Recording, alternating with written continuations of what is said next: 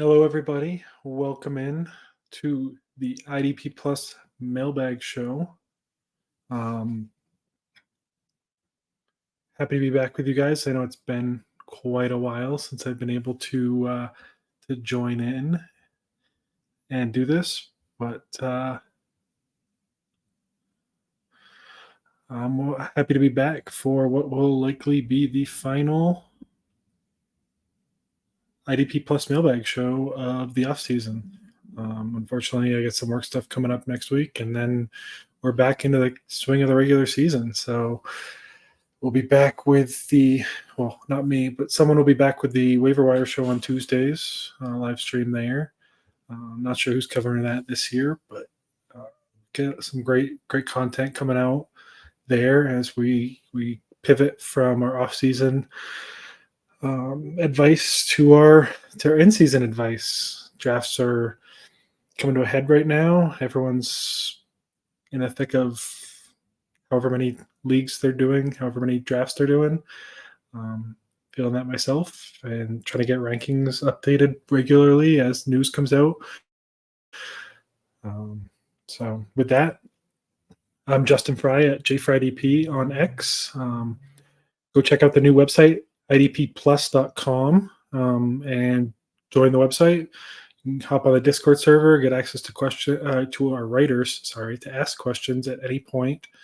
While you're drafting, you see maybe you have a slow draft and you see a choice you have coming up, maybe even in the IDP Plus Invitational that's going on right now. I know we're 10 or so rounds in, I think, in my division right now. A lot of fun.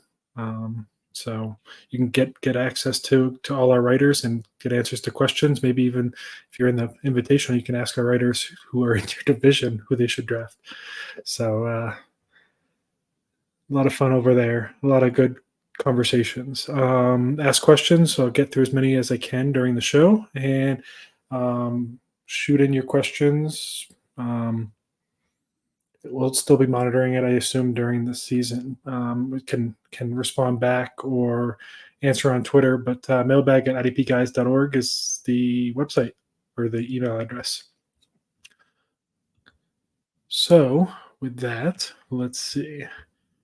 Did not have a ton of news since I could grab the last 2 months worth of news if you wanted, but today's cut down day, so tons of news coming out as we go.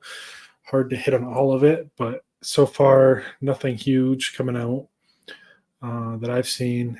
Yesterday, the big news of the day was CeeDee Lamb getting his 4-year, $136 million deal, which is good for everyone on the Cowboys.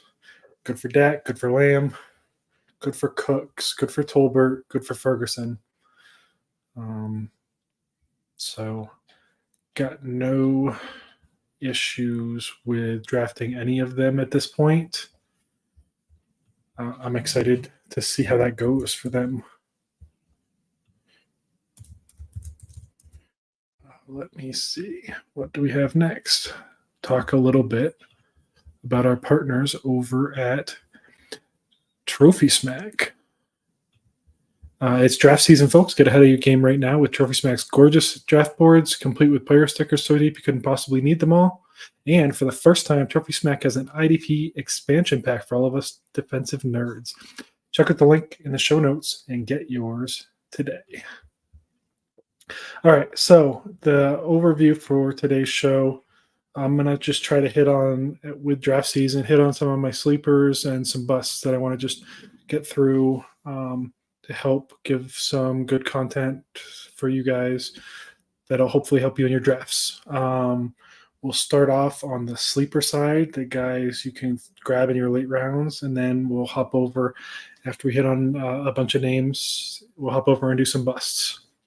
So I'm going to go through a good amount, hopefully. I went too deep at safety, linebacker, and edge, and just one each at D tackle and cornerback. So with that, we'll start off, work front to back, inside out, with Devontae Wyatt as the first name. So he's been hyped up all preseason by the Packers. He had really good pass rush win rate last year, and it wouldn't shock me if we were doing superlatives, he'd be the Justin Matabuke of the defensive tackle position for 2024. That top 12 pass rush win rate, by the way, is actually better than DeForest Buckner. The big knock on him was he only had 300 pass rush snaps in 2023. New D coordinator, new defense. It wouldn't shock me to see that jump way up in 2024. He's been crushing it in camp so far. So get Devontae Wyatt on your roster. Anyone playing in any kind of D-tackle required leagues. It's a deeper name in just a sleeper type league where you're playing just D linemen. But I'm excited to see the jump he makes in. This is year 3. So all those Georgia kids, they come out and just are fantastic for the most part for your IDP leagues. So grab Devontae Wyatt. Next up, we'll head over to Edge and we'll talk Baron Browning, who is the first Edge I'm going to talk about today. He is, I believe, in his 4th year. It was solid, not spectacular last year, but he's kind of been on and off the field quite a bit his first few years. He's been changing from off-ball linebacker in college to on-ball linebacker in the pros, and I'm just excited to see the growth that everyone's been talking about through camp. He's been getting the starter treatment, so he should be primed for 60, hopefully 70+% of snaps as an edge rusher for the Broncos in 2024. And it's a contract year, so he's playing for a big deal that pass rushers get when, they hit the market at his age. He'll be 25 or 26, I think, when he hits the market at the end of the year.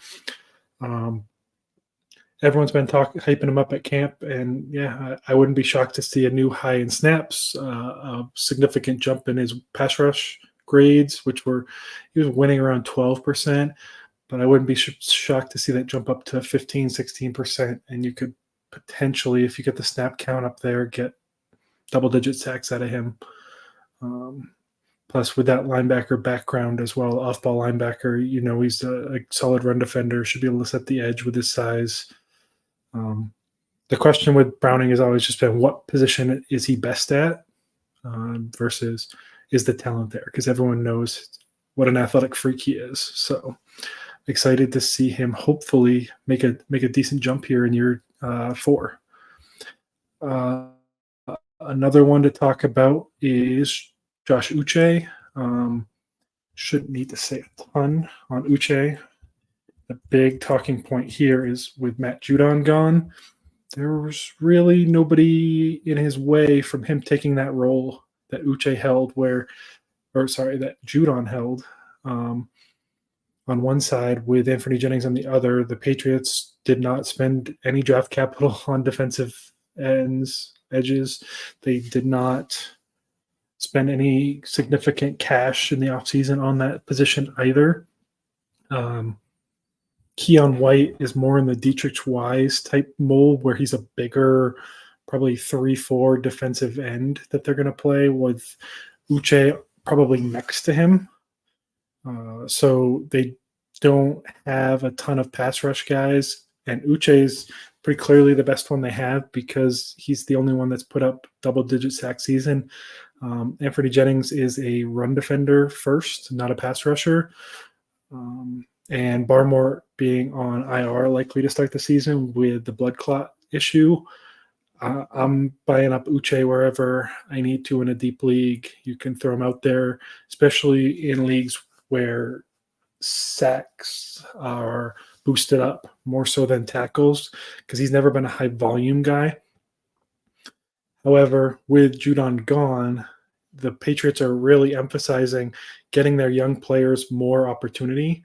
So don't be surprised if Uche actually gets the opportunity to play the run more than he has in years past, and to see if that is a skill set that he really has, similar to Bryce Huff in Philadelphia. But Uche is going to cost you a lot less to bet on that breakout. Huff's still a good bet where he's going, but we're talking deep names for the most part here. So I'm excited to see what Uche can do. We'll hop back to the second level of the defense next and talk about Diane Henley. I'm excited for his breakout this year. He's going to be one of my most highly rostered IDP players because you look at rankings, consensus rankings, whatever you want to look at, and rookie fever is going wild in the IDP community. And I just don't understand it because Junior Colson started the offseason. He was nicked up through spring practices, if I remember it, with a shoulder injury. And then to start camp, he had an appendectomy and was unable to practice for the first couple of weeks of training camp. And then barely got the pads on. I think he only played in the third preseason game, at which point they were already sitting both Perryman and Henley because those were their two locked-in starters. So Colson, for some reason, is going ahead of Henley still.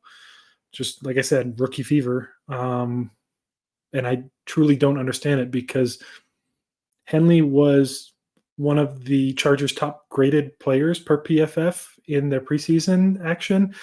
He was not all that far off from Perryman, and he and Perryman have differing skill sets that complement each other pretty well. Same with Colson and Henley, to be honest. Henley is, in my mind, one of probably the top coverage linebackers, not just on the Chargers, but he might very well be one of the top coverage linebackers in the NFL from the start of his career. He's a converted safety. He's a little undersized, but he runs downhill hard in run support, and he can drop and cover tight ends, running backs, like even occasionally slot receivers if need be. I love that background of him being a converted safety. And in last year's rookie class, he was the number one linebacker per PFF grading coming out in that class. So I do not think he will cede that spot, barring injury, to Junior Colson at some point this season. It wouldn't shock me if Colson sits, kind of like Henley did last year, for his rookie year behind Perryman, and then next year you're looking at a formidable young duo of Henley and Colson. So if managers have given up on Henley, don't realize what they have, because I mean, even on Sleeper right now, he is projected for 0 points in week 1, which is just flat wrong. I'm buying the dip on Henley. He is my favorite sleeper I'm going to highlight here today, to be honest. I'll talk about one less deep name at safety that people have heard of, just having a bounce back year. But Henley is, especially, linebacker, he's one of my top targets because I think I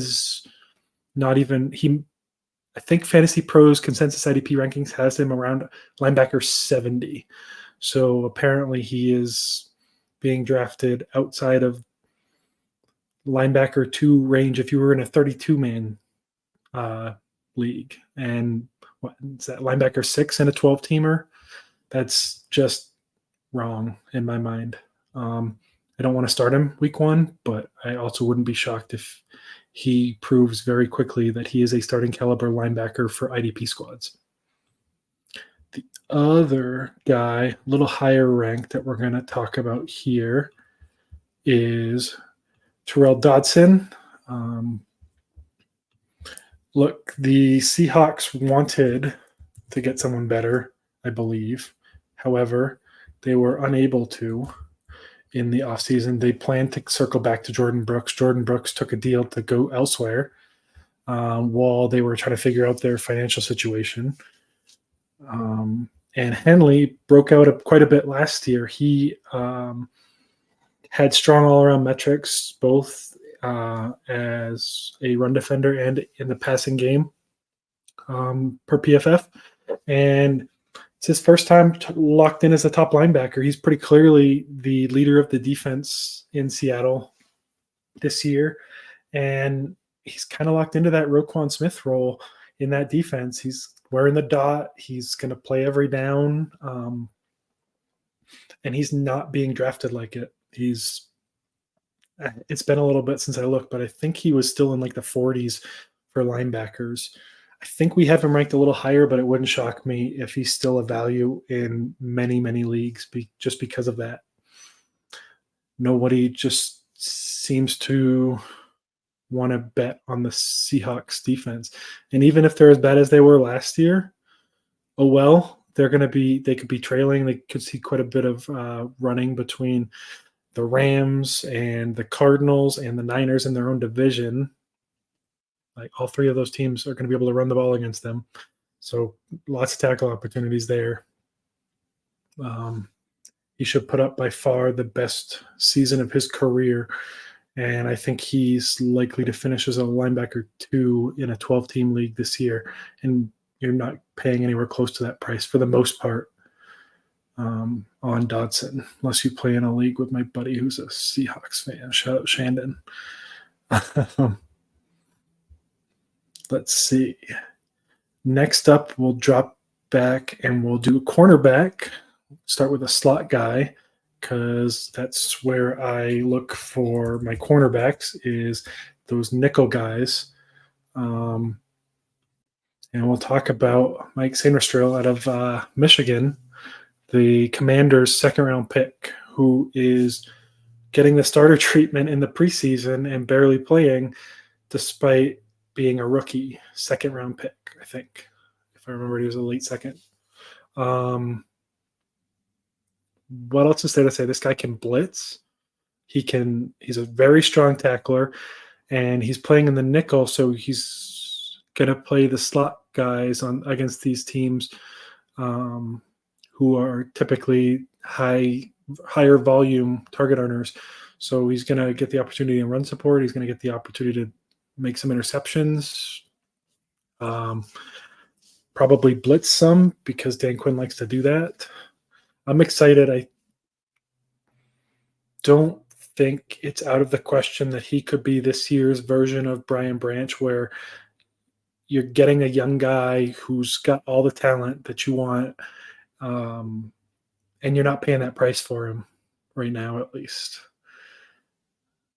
Even with rookies being a little higher in ADP just due to off-season drafts still. So like NFL leagues I'm in, rookies are being drafted a lot higher than they should be still.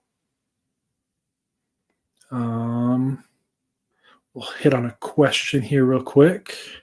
Thank you, Matthias. PPR Superflex. His side is Hurts, Kincaid, and Mostert for Daniels and Njoku and CMC. Ooh. Superflex. Giving up Hurts and Kincaid. So tiered down a decent bit at quarterback, a decent bit at tight end, but you get McCaffrey.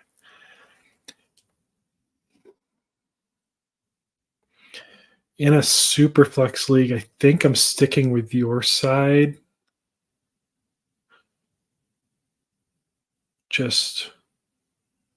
think you can make the argument Hurts versus McCaffrey is you probably took Hurts ahead of McCaffrey already. And I think Kincaid's in a better situation than Njoku. And even if Daniels has the type of year he's expected to, he still shouldn't be as good as Jalen Hurts. So, I'm going to stick with your side. But, wow, that's a tough question. Thank you for shooting that in. Let's see. We'll hop down to DBs next. sorry, not DB, safeties. And I'll talk about the other big name I want to bring up.